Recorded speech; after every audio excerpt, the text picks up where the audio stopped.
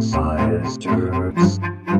Science jerks. Science jerks. The rate of change in acceleration of science. Science jerks. Well, welcome to the Science Jerks. I'm your host, Dave Chacho, and with me, as always, is your also host, Robert Chan. Hi. And we have a new guest with us this week. A comedian, a stand-up... Did you say new guest? A new guest, as in... Because we've been calling them special guests. Some we've even been calling very special guests. Trying to... You're going to just call him a new guest. Just a guy. Just somebody who is not the last person. Last week we had a guest, and this week we have a new guest. That's the bar that we just set for you. You are not the person who was here last week. Isn't that exciting, though? But we change it every week, so it's not new to them. Oh, that's not exciting. I'm trying to mix it up a little bit. Like, if we say special guest every week, it loses its meaning. Sure. Get a better... Sure, he's special. Oh, I would sure hate to funny. water down the word special for you guys. Sure for you to waste the word special on little old Asterios Kokkinos. What? He wouldn't introduce himself. That's not acceptable. That's not right. You're an editor, right? Can't you edit this? Oh, is this going out live on people's iPhones right now?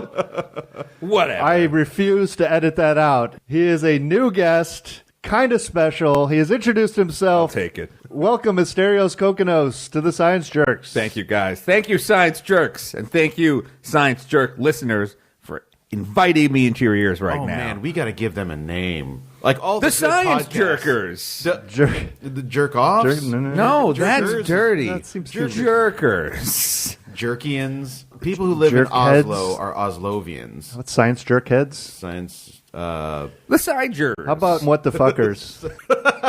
Love it.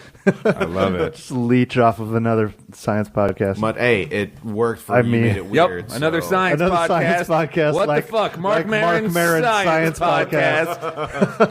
What do you just call them? Radio labbers. Why don't you just call them Radio Astereoholics? A stereoholic? Because that's what they're going to be after this podcast is over. Astereoholics.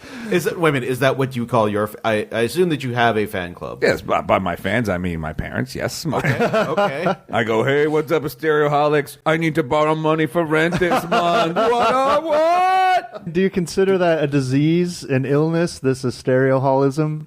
Are there any 12? Astereoholism is a disease. Are there any 12-step programs you can join? Well, there's a chip that you get. you get these various chips, and so Lays, Ruffles. Yeah. I'm a big 16 fan. weeks off the Astereo Hall.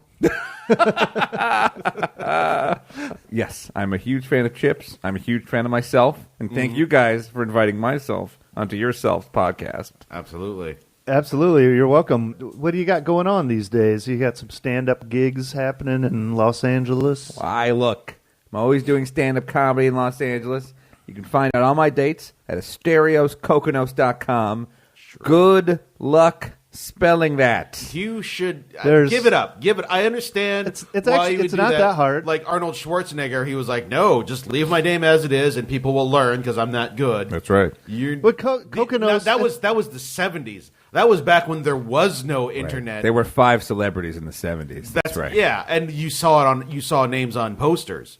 Your name is not. Well, Asterios Kokkinos sounds daunting, but actually it's spelled exactly like it looks. There's no tricks or anything. Kokko. No, you're wrong, Chan, and you're wrong. You're not a Chan, moron. you're doing it on purpose. I know you know how to spell my name. No. There's all Ks. People out there are dumb. They're dumb as shit. Even our listeners, they are not smart. They're going to go there, and they're just going to go nuts. They're just going to I wonder. We really should. You're going to get it this time. I'm at Pornhub again. I guess I'll just stay here for a while. They will never make it to you. We're not trying to insult I'm worried about the Astereoholics listening to this. I'm sorry, guys. I can't control what comes out of Chan's mouth. Yeah. That is very. I'm getting a strong Chris Jericho vibe off you right now. I'm digging it. Well, don't you ever insult the Astereoholics again. Let's do some science. Paleoanthropology. I would argue that my ideal woman might be best described with this classic German phrase: einen abenteuerlustigen weiblichen Menschen. I like the Lustigen. Lustigen, an adventurous human woman. We are looking for adventurous human women. I figured Lustigen had something to do with lust in there. It probably does, because they're looking for these women to impregnate with Neanderthal babies. You gotta have a lusty heart to sign up for that one. I don't know if there's actually lust involved, because there's not going to be any sex in the conception. Yet. Once we get that first one cranked out, they grow up pretty fast. They'll be fully of age by about 11 or 12. Then you just start building a race of Neanderthals. You just go to town with him. Just bring the ladies in. He's going to keep going because he's a Neanderthal, and that's what Neanderthals do, according to the Flintstones. They just fuck and fuck and fuck. Was there Neanderthals on the Flintstones? And B, did they fuck on the Flintstones? Yeah, where do you think Pebbles and Bam Bam come from? The goddamn sky? Jesus Christ. No, there was a whole episode with a stork dropping pebbles into the chimney. Yeah, that stork fucks Wilma. The stork is too busy playing records to bother bringing babies. This is before that was a thing. And acting as a dishwasher. That's his day job, right? Is putting his beak on records to play them. Mm-hmm. Now, boys. Hey guys. It's a living. Nope. No, I could have sworn I heard this story was a rumor. I could have sworn I heard this story, this Neanderthal story. Look, as much as it's captured all of our attention, the idea that, like, we need a woman to put a Neanderthal's DNA into so she can have a Neander baby, and so we can study Neanderthals. Is this true or false? Okay, here's the thing. Where is it? Harvard? What's his name? George Church. George Church from Harvard. From Harvard, Harvard professor of genetics. Basically, what he's suggesting is that we are getting to the point where we have the technology to sequence the genome of a Neanderthal. We have technology, or we're coming to a technology where we can implant that DNA into a stem cell, which can then become Neanderthal cells. No wonder George W. Bush didn't want stem cell research. He was worried about Cro-Magnon babies. He was worried that the Cro-Magnon would take his goddamn job. It's like, what? There's somebody else out there with a huge forehead that can't think very clearly and solves problems by punching or hitting with a stick? Well, fuck that. I thought the Neanderthals were the peaceful ones that humans beat into custard. And basically, they're all fucking monkeys who rode on dinosaurs, as far as I'm concerned. Pretty sure they are. And ate Brontosaurus burgers. This is the takeaway from this story. So, I mean, this George Church is pushing back on the story because he claims it was a mistranslation from German. Like, what? Are you saying that we can't translate from English to German and back to English and not No, he's saying that the Germans in translation at Der Spiegel magazine, he was doing an interview with Der Spiegel, and the Germans misinterpreted what he was saying. What he was saying was, we have the technology, or we will very soon have the technology to implant a Neanderthal fetus into a woman. What they printed was, he is actively searching for a woman to be implanted with this. That's a lot of mistranslating. Yeah, well, I mean, this guy with his crazy red eyes and weird metal claws. Those Americans with their crazy genetic schemes. So yeah, in a sense, it was blown out of proportion, but also, in a sense, this is a very real thing that could conceivably happen. Conceivably. Oh! I see what I just did there. Oh. I'll tell you what I want to do. Cheers to that. I'll tell you what I want to do. I want to take one of those Neanderthal embryos, put it in, encase it in amber, carry it around in a cane, take a bunch of scientists to an island and go, welcome to Neanderthal Park.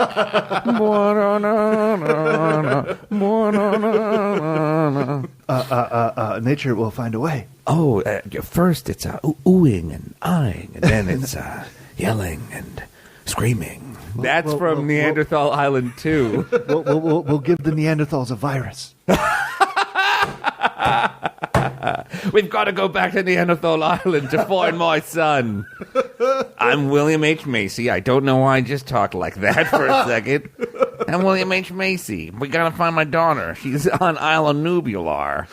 Those Neanderthals are going to get her. Oh, no, it's raining frogs. Hallelujah. Hey, where's my wife, Felicity Huffman? Virology. The super bird flu is back and in style. Chacho Wait, I here thought it was with bird flu Chan and first. Asterios. What? I thought we just had a bird flu. Was there a super bird flu? In a lab there was. Oh. So maybe you remember, we talked about this once before, me and you, Chan, that there was a... Not you, Asterios. Well, I'm new. So You weren't here What do when you we expect? You're the new guy. Researchers were finding ways to make the bird flu, the H5N1, more deadly, and they were trying to make it airborne to study it. Mm-hmm. Yep. And a lot of people freaked out. Sounds smart. Right. I love it. Because it sounds really scary. If we don't do it, then some terrorist in a cave is going to do it with 2 rocks hollowed out, and just somebody sneeze into this. Sneeze into this. Okay, I got it. We're going to make this thing airborne. Trust me on this. It'll be great. So there were researchers sneezing on rocks in a lab, and they were trying to make the bird flu more virulent. And about a year ago, they voluntarily called a moratorium on doing this kind of research. Ridiculous. Because it seems like it could be very dangerous. Seems, but we should never halt the progress of science. We need to make bigger and badder superflus. Perhaps you haven't seen every single movie about a pandemic. You know what? That starts with a lab I've and somebody also going, seen- we need to study this flu. I've seen all 3 Jurassic Parks, too, and you know what? Not afraid of raptors. Have I do you get chills guys a little bit. have you guys ever heard of this thing It called happened in this- hubris, though? It's pretty cool. Let me tell you about it. We don't ask ourselves if we should. We just ask ourselves if we can. Yes. It's awesome. That's not hubris. Then we get super flus.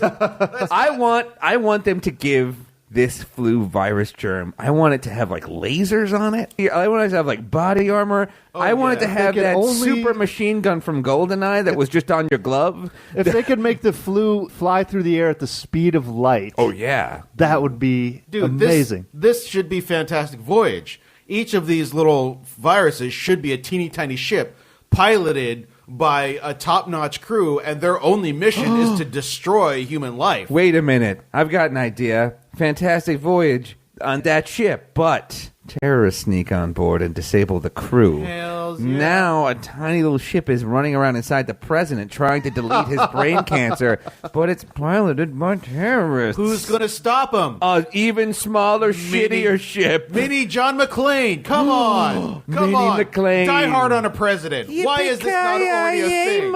All right, so our retired New York cops are who we're going to trust to kill the micro-terrorists? Oh, and you have a better idea? I say Smart we guy? shrink our scientists who created this deadly virus in the first place. You know what? I'm going to extrapolate out your logic. Look, there's some terrorists hijacking a plane. Send some scientists. It doesn't how work. did that work? How that? Oh, they died. Everybody died. Well done. Well done. Dave. Unless those scientists are Dr. Gordon Freeman. Or Batman was a scientist. Batman was a vigilante who dabbled in science. Dabbled? He created the Batwing. I called him a dabbler. The bat He's boat. no brainiac. Bat shark repellent. He had You are shark a repellent on scientist. his belt. How are you going to come up with bat shark repellent if you're not a scientist? Come on. What's it? Yeah. I would rather send Seinfeld in to take care of the terrorists. than We scientists. should send Seinfeld in to annoy the fuck out of all terrorists. So the story is that they are ending the moratorium, much to Chan's glee. Yes. They will be restarting this virulent bird flu research and trying to make the most deadly virus that will kill See, off all that's of the problem. humanity That's in a matter of days. It's the words. Most deadly. How about most awesome? That's one way to pitch It means it. the same Yeah. thing, but it feels a little better, doesn't it? Feels a little Exactly. better Like rolling that off great the tongue. show, The Awesomest Catch. Mm-hmm. Huh? Like Or those. the Walking Awesome. Come on now. The awesome shore. Well, wait a minute. on awesome ground. Okay, let's get the pros and cons out. Pros. If we develop this virus first, before nature does, perhaps we can find a way to cure Then it. we can because as study we it know, and try to cure it. Yes. viruses mutate and everything. Mm-hmm. Cons. Cons. All of us die if it escapes. A janitor will accidentally knock over some device, and 3 days later, all of humanity will be dead. Here's the problem. Because we're in a room full of nerds, we've all read The Stand. We all know how that goes. We all know that the walking dude is coming and he's going to, Randall Flagg? Yeah. He's Okay, gonna, just checking. He's going to take Las Vegas and turn it into, a hellscape from which he's going to rule all of the earth. But also... So you're looking forward to this incredible new epoch? That's a goddamn early era, mind you, Stephen King novel. This is reality. And the reality is that that's not going to happen. Yeah, exactly. Now we have the Stephen King novels where you go back in time to stop JFK from dying. Completely plausible Stephen King novels. This is what I'm saying. He only got better from that early stuff. So if we're still dealing with fucking time travelers trying to prevent a philanderer from, getting shot in the head, then I don't think we have much of a concern here. He was America's greatest philanderer, sir. I'll have you. I will take. Please I'll afford him give the you that. respect he I'll deserves. grant you. Thanatology. There is a formula, a mathematical formula that will tell you when you're going to die. No, there's not. That is bullshit. You only That will have estimate when you would roughly Well, die. You take the number of bullets you've been riddled with over the place in your torso where they land. It's called the 50-cent divide equation. that. Basically, what they've done is they've plotted out a chart. They started out with a bunch of plants. They found it fell along this line that is essentially size-based. What they do is they take the mass of a plant or an animal and a metabolic rate equal to its mass taken to the 3/4 power, 3/4 power, and it ends up on a distribution that is fairly consistent. The larger you are, the slower your metabolism, the longer you live. It works just the same for a tree as it does for a flea. Those That's the things amazing rhyme. thing. Wait, that, like plants and animals both fall in the same line Yeah. when you use this equation. Wait So a like a minute. sequoia or an elephant or a bird, they all fall into this equation. The larger you are, the longer you live. Are you sure about that? We're not talking about fat people. Well, no, I know that, but I mean, We're like talking about like by species. the very, and this, very, very tall. It doesn't work by individual. It just works by species. So like Elephants the average- are larger than people's. the average lifespan of an elephant Oh, is longer than the average lifespan. Well, actually, we should say this. Humans are the only exception and only recently. because we have mastered death. we're great at it. we have killed death Awesome. and we have beaten God. Come and get us, God. Have you heard about this thing called hubris? I don't think you're man enough. I'll give you the first shot for free, God. Then I'm coming at you. Oh, I'm just waiting to hear the sound of like a Cessna just go crashes through the window Did here. the first podcast with a lightning strike on air. Well, we had a guest. Our newly ashen guest, Asterios Kokkinos. You know what? I'm going to go ahead and call him special now. He's earned Thank it. He you. went down in the line of duty. He's He's the our- specialist. Our first guest to taunt God openly. He was given posthumous special honors. Oh man. Well, you know what? I'm glad that you said the humans are the exception because, like, we're ridiculous. We absolutely do fuck things up. So the things that live the longest are those huge trees, or are the whales, Yeah, Sequoias or whales. thousands of years. Elephants. how Big long things. how long will a whale live? Now that you bring that up, I don't know. I don't know thought that whales they're only there. lived till like they were 30. Now, I feel like I think the Galapagos turtles are not the biggest animal, but they have one of the largest lifespans. I think the metabolic rate is the thing that. Oh, Yes, your metabolism all has right. something to do with it. What he says, The whales are they're like little ravers. in the ravers of the sea. They're fucking hearts beating. Like, fucking got shit to do, man. I gotta get up to the fucking Tropic of Cancer. Come on, let's do this. We gotta throw down, son. What? I'm singing like fucking Jonathan Davis and Korn all the way there. Whoa. That's why you're going to die soon. Mm-hmm. How about this? Whale step. Oh, yeah. You take yeah. Whale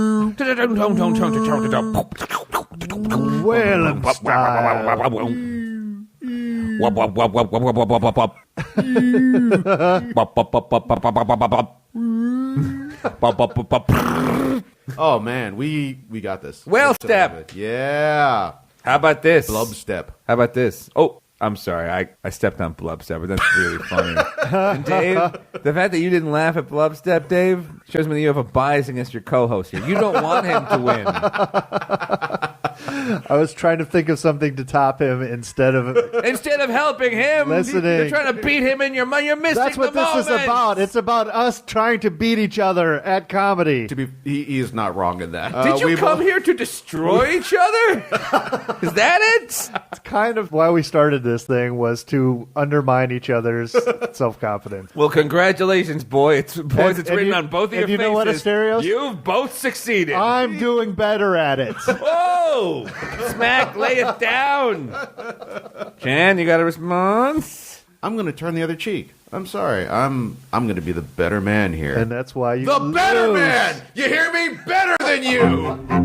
It's time for a quiz. It's time for a quiz. This is the quiz portion of our show, which has been revamped. We're going to try something different. Yes, and we will be trying it right now. Don't be frightened. We haven't actually tested it in any way, shape, or form. Instead of in the past where we played trivia against each other, we're going to try a new method where we are all on the same team playing trivia together. Because here's the thing. We crush. We kill. We literally murder people with our science knowledge. We don't want to do that to you. All of our former guests are You're a new literally guest. dead. I'll tell you what. Counter proposal. Me versus the two of you. Winner take all. If I win, all of what? If I win, I get your podcasts. I feel like you're under the mistaken impression that it's a good thing to have a podcast rather than the last scrabbling resort. Now wait, let's see how that would shut in. Let's see how that would be. Give us a little opening for the science jerk with Asterios. Science jerk. Sup, douches? Science surfer here. Riding on the waves and shooting the curl of knowledge. Let's all hang 10 for some quick facts. Fact number 1, you will die someday. Science says you will. Fact number 2, Erlenmeyer flasks. Those are pretty cool, right? There was an episode of the X-Files named after those. The science fact number 3, Dr. Bunsen Honeydew was a terrible scientist. Oh man, he was so bad at science. Poor Beaker, am I right? That's right, Beaker. Oh, Beaker's soundboard. Just like a dozen buttons that are all... Yeah. Hold on, wait a minute. This has been the science jerk with Asterios Kokkinos. And... And Beaker. Thanks, Beaks. All right, let's get into some goddamn questions. Okay, so we're gonna do 5 questions, and we're going to confab on it, and we're gonna see if we get the right answer. We're gonna flip the card and find out if we are amazing as a team or if we just torn apart with internal dissension. All right. There's only one way to find out. What's the first question? Question 1. What would you call a carefully controlled test made to see if a hypothesis is correct?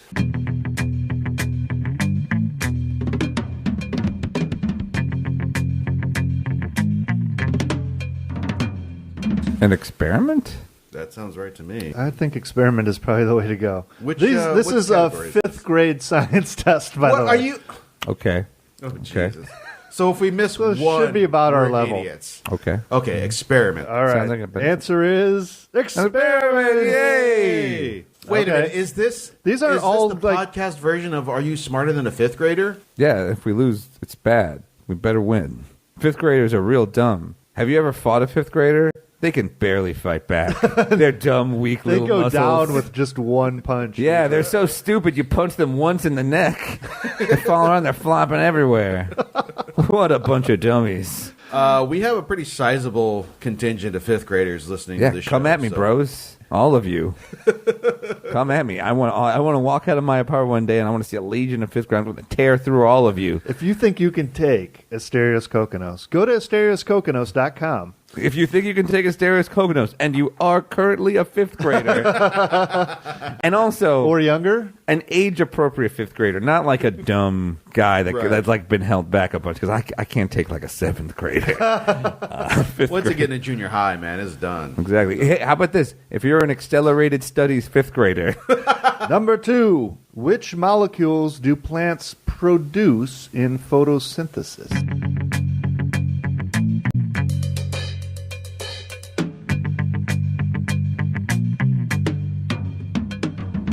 oxygen. I would say oxygen I believe it is and glucose. Is it water too, or just? No, they take in water. They release oxygen. Is glucose a molecule or is it a chain of molecules? A right. molecule, Sorry. yeah. The molecule It is a is a combination of molecule. different atoms. Sorry. Yeah. I'm sorry. Which molecules do plants produce in photosynthesis? Ooh, molecules. Oh, there's Yeah. multiple answers. But this is fifth grade, right? Yeah, So it could be oxygen because they would teach them like I bet one of them's take in oxygen. CO2, spit out Put out oxygen. oxygen. It sounds like there's probably another is not answer, though. going to. So I think we should say oxygen, but also We'll say oxygen and you say glucose because we're all on the same team. In fact, let's each pick a different thing. I'm gonna say, Ham! I'm gonna say just fuck it. I'm gonna say the joy molecule because when plants thrive, some of my happiness does. Okay, we're gonna say oxygen, glucose, and joy. The answer is glucose and oxygen. Yeah. look at that. Nicely done. Ham was not an option. Number 3. How can force affect a moving object?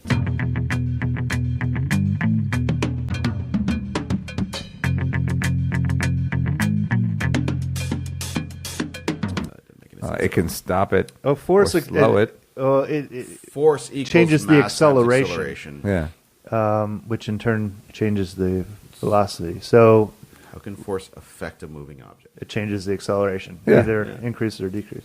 Object's velocity and direction, Acceleration. which is acceleration. yeah. That is correct. Boom! We are killing these fifth graders. Number 4. You have a substance that is made of only one type of atom. What do you call this substance?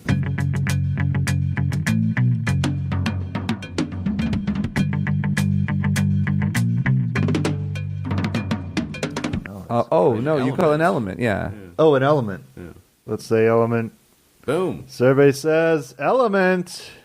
Number 5. Imagine you had a machine that could dig straight through the earth to the other side. Which problem would you thus have to overcome?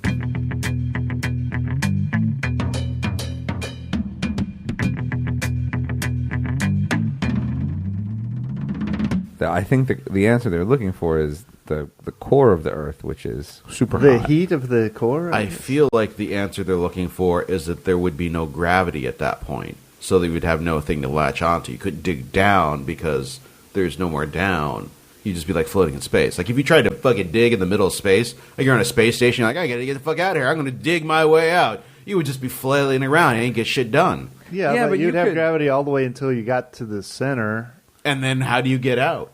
You don't. Well, no, I mean, you don't. I think you got to assume that whatever machine that you're using that like has the power to tear through the Earth and has enough power to make it from one side of the Earth to the other, like probably derives its power have, like, from the tearing itself. Yeah, it's you have, probably like a powered screw in the front that would pull you through. You don't Like the need gravity. like the shredder had. If it had that much power, then it would obviously have shielding enough to protect itself from the core of the Earth, the molten core. Oh, you know what? I think it might be the pressure that you would find at the center of the Earth and the heat. That's true. And I I'm think gonna it go would be heat the and pressure. I think it would be the pressure of keeping your crew together. You've got a very eclectic crew. You've got yeah. Ving Rhames. You've got isn't Alan Swank. Hilary Swank is there, and you know and they're going to be at each other's throats the whole time, even though you know in the end they actually got each other's backs. You know what? I watched the Core movie, and like most of that crew dies, and then in the end, like Hilary Swank and whatever dude whatever white dude was also piloting the core. They're both like, haha, we did. And then they like start making out in the ship. And it's like 3 of your dead crewmates are, they're still in the ship with you here, guys. Maybe you can hold off hooking it up. Well, it's not like they're watching. They didn't set them up and just like, make out in front of dead Ving Rhames. No, actually they did. It was a weird scene. Ooh, yeah, gee. they put him in a I big. don't approve of They that. put him in a chair. Oh, Yep. rough. Floating around in 0G like that. What's the answer? They call him. Yes. They intense heat. Intense heat. Hey, I was right. I still argue it's gravity. By the way, I got a question for you guys. If Wayne and Garth found Ving Rhames attractive, what would they call him when they saw him?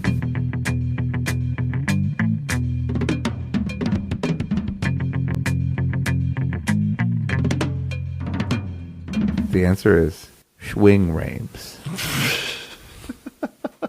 I'm surprised you guys didn't get that. You guys call yourself science? Science. You guys call yourself science fans? You can get Schwing Rhames? Wayne and Garth say one word, and it's Schwing. That's it. That's all you got to know. Should we do another take of that where I you would guys argue- do get the answer right? too- Because it's this been is too long. super embarrassing. Okay, so how many did we get right? We got all of those way right because they're way too easy. Except for the most important question. What would Wayne and Garth call Ving Rhames if they were attracted to him? You guys totally whiffed on that one. So we got 5 out of 5. I think next time we'll try and make them a little bit tougher. Hey. I think this format still has legs. Hey guys, what would you call Ving Rhames if he were granted royal dominion or all the lands? Prince Rain.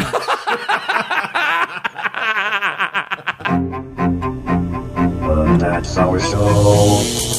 And that's our show. Thank you very much to new guest Asterios Kokkinos.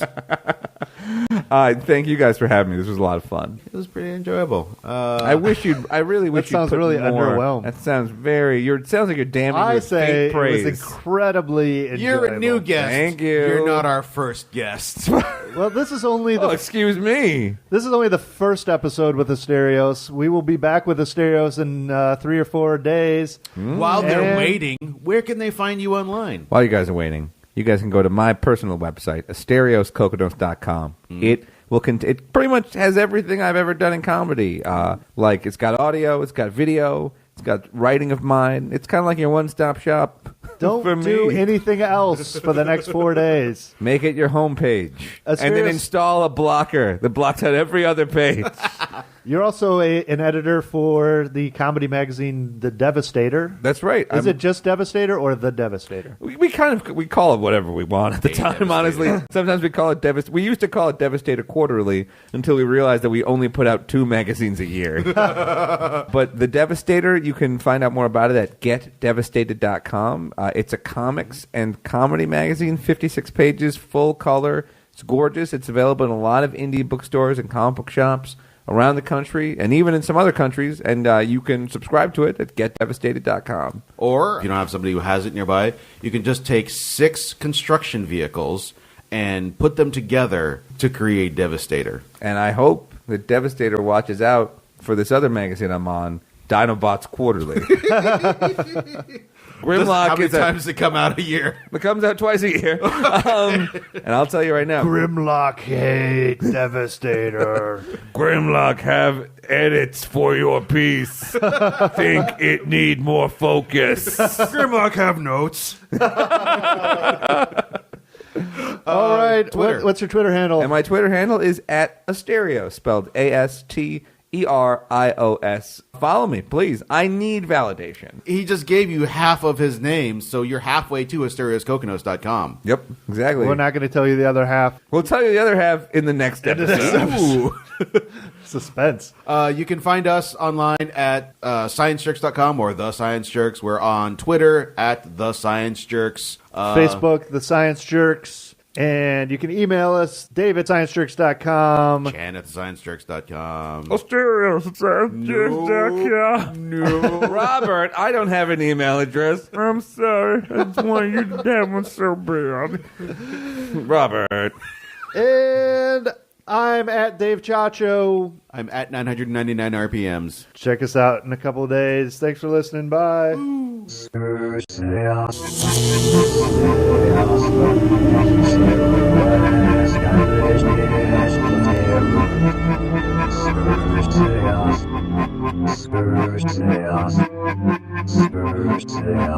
Start this segment over. Actually, I don't like that joke. Can you start the segment over? No.